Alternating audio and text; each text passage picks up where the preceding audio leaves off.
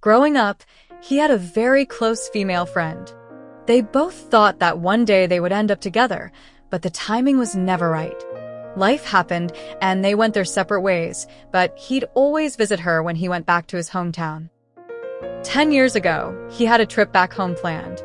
He and I were living together, and she was engaged to another man. They met up and told one another about their significant others and caught up. He told her how happy he was with me. She talked about being excited for her upcoming wedding.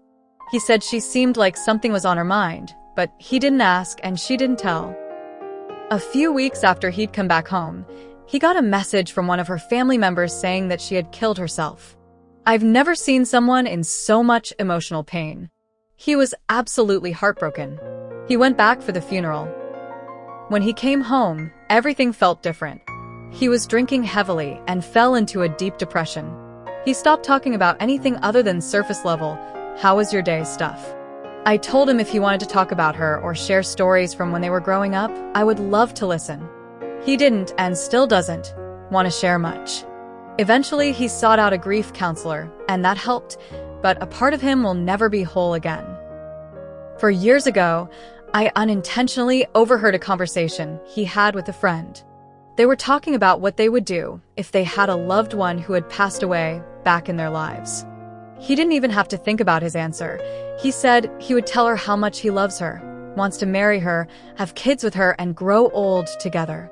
He said not telling her how he felt about her when he had the chance is one of his biggest regrets, and he thinks about her every single day. My stomach dropped, and it felt like I couldn't breathe. I assumed he had been in love with her, but I didn't know he still was. I know he loves me, our children, and our life together. But ever since I overheard that, I've felt like his second choice.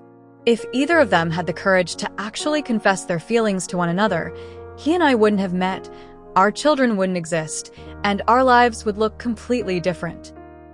I know it's illogical to feel insecure about someone who isn't alive, but feelings aren't always logical. Once in a while, he looks at me in a certain way that makes me wonder if he wishes I was her. The anniversary of her death is coming up, and it always feels like an elephant in the room to me.